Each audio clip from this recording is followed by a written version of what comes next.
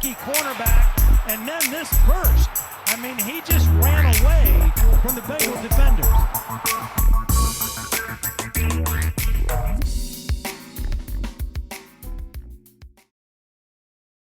Good afternoon, and welcome to the Street Artist Steelers News Show.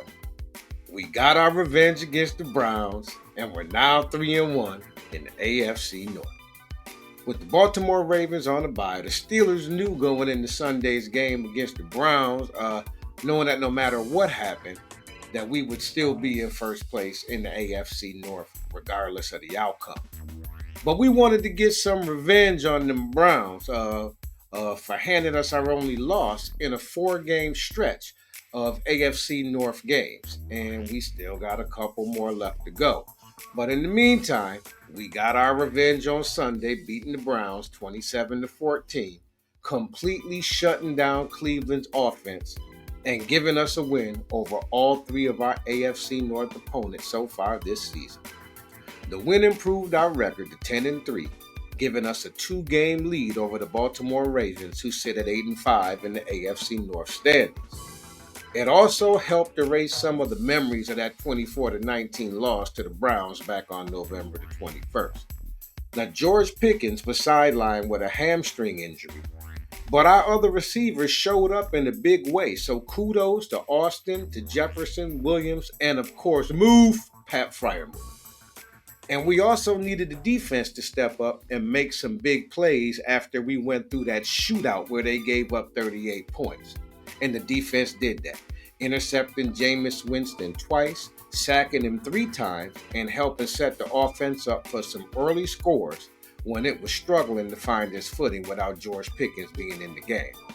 Now, just some standout points. Russell Wilson completed 15-26 passes for 158 yards and 2 touchdowns.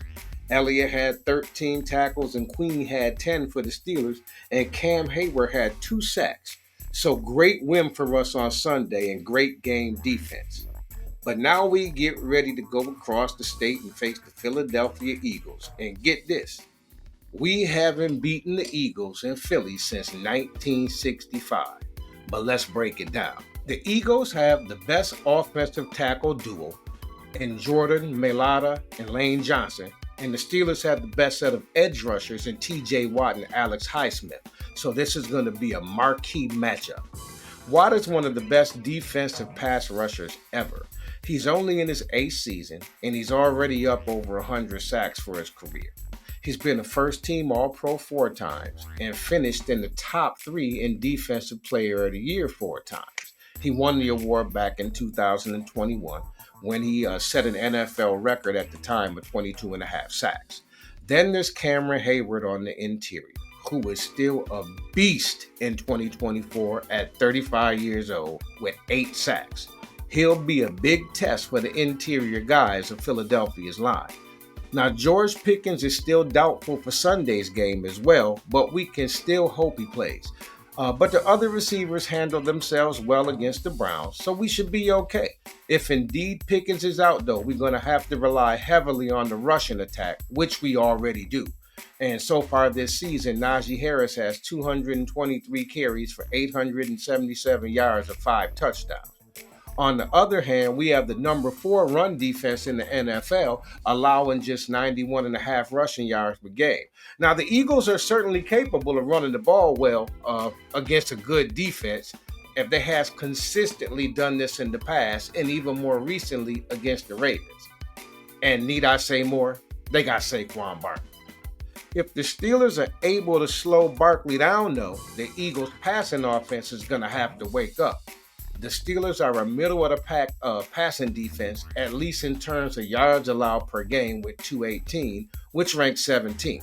However, they lead the NFL in takeaways with 28. Because of the stellar pass rush, we force fumbles and we pressure opposing quarterbacks into mistakes, i.e. interceptions.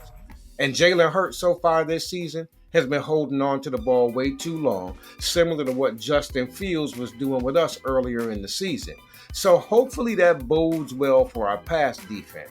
Joey Porter Jr., I love you, my man. You a great cover corner, but you got to stop getting so many penalties. With all of that said, I'm going to leave this prediction up to you guys because I can't call it. But I'll definitely be riding with my Steelers. Let's go Bird. Let's beat the Eagles for the first time in Philly since 1965. This is Professor Kaz saying peace from the Street Artist Steelers News Show.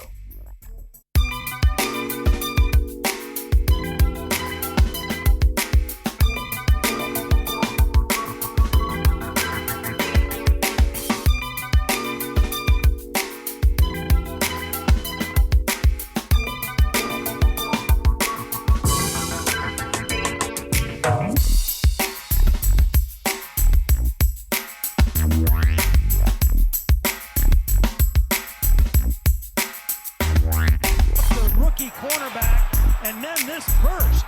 I mean, he just ran away from the Bengal defenders.